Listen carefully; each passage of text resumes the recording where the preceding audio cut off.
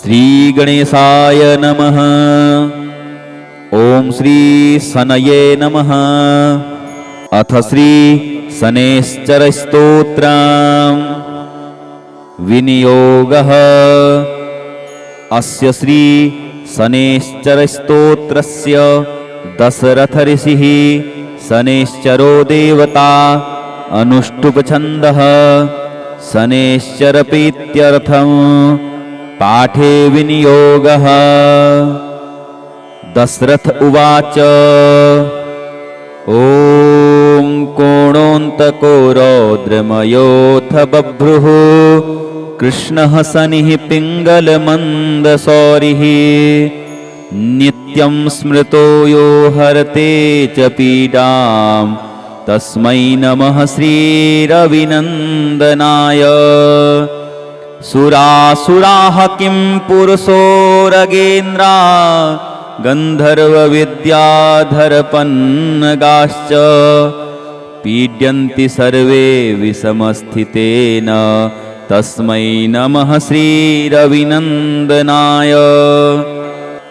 नरा नरेन्द्रा पशवो मृगेन्द्रा वन्याश्च ये कीटपतङ्गभृङ्गाः पीड्यन्ति सर्वे विषमस्थितेन तस्मै नमः श्रीरविनन्दनाय।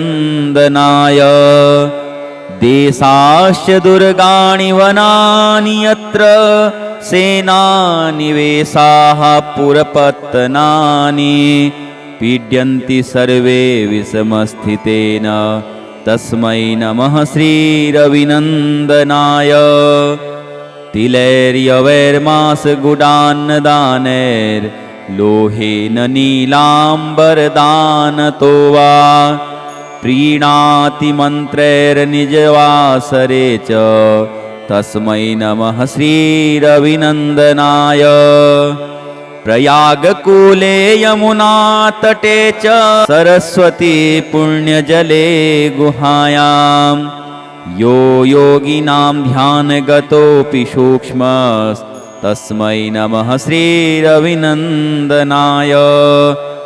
अन्यप्रदेशात् स्वगृहं प्रविष्टस्तदीयवारे स नरः सुखी स्यात् गृहात् गतो यो न पुनः प्रयाति तस्मै नमः श्रीरविनन्दनाय।